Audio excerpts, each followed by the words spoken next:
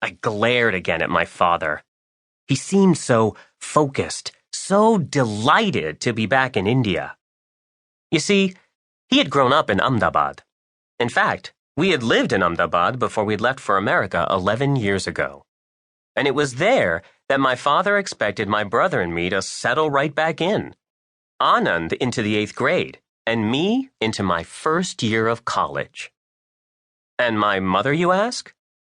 She'd worn her favorite salwar kameez today. So tickled she must have been to be back here. No doubt she was in league with my father. I decided I wanted nothing more to do with either of them. A frowning immigration officer stamped our passports. We collected our things, 2 large and 2 small suitcases, and went inside the customs hall. Packed with worn-out travelers and about the size of my high school gym. It smelled like it, too. Inspectors on the far side of the hall picked through passports, paperwork, everybody's baggage like scavengers. Anand, what are you doing? My father asked sharply. My brother had unbuckled his suitcase and was rooting through it. Not now, beta, my mother said.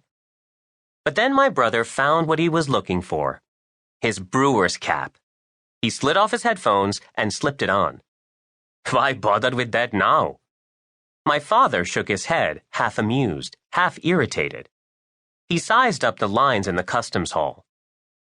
45 minutes, he said. 45? My mother shot back. This will take 2 hours minimum. My father turned to her and scoffed. You're sure of everything, aren't you?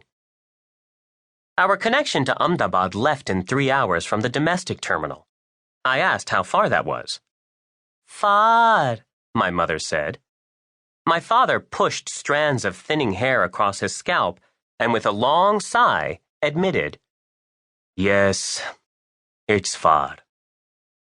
As long as we were waiting, I figured I'd better shoot some video. Since leaving Wisconsin, when was that? Yesterday? I'd been recording footage for a kind of video journal. My own first-hand reports on what it felt like to go from home sweet home America, across Europe, and on to the far Indian tropics. I planned on mailing the tapes to my best friends, Nate and Carl, and my girlfriend, Shannon, every month. So I took the camera out of the case and panned across the hall, across the sea of faces, mostly brown faces, surrounding me. Some I recognized as tired fathers, much like my own father, in spectacles, short sleeves, and mustaches. I saw women who resembled my own mother, in their salwar kameez clutching purses and duffel bags. They all stood silently or in tense conversation, tending to their luggage and their children. They all looked so miserable. And here I was, no different from them. I was one of them. That got me dreading my fate even more, so I put the camera away and sat next to Anand on one of the suitcases, hoping for conversation. His headphones pulled over his brewer's cap, Anand bobbed his head, drumming his fingers on the suitcase and humming to the tune that filled his head. Who are the Brewers playing this weekend? I asked him, as cheerfully as I could. White Sox, Anand said, without even turning to me. Last game of the series. He resumed his humming, his drumming. I left him to it. But I couldn't keep it bottled up like Anand. I needed to talk, to stay braced against my anxiety. I glanced at my father again. There he stood, oblivious as ever to Anand and me, one hand at his hip and the other picking at his mustache, staring intently at the front of the line. I turned to my mother, who had propped herself atop a suitcase, tapping her chin. Are you happy? I asked.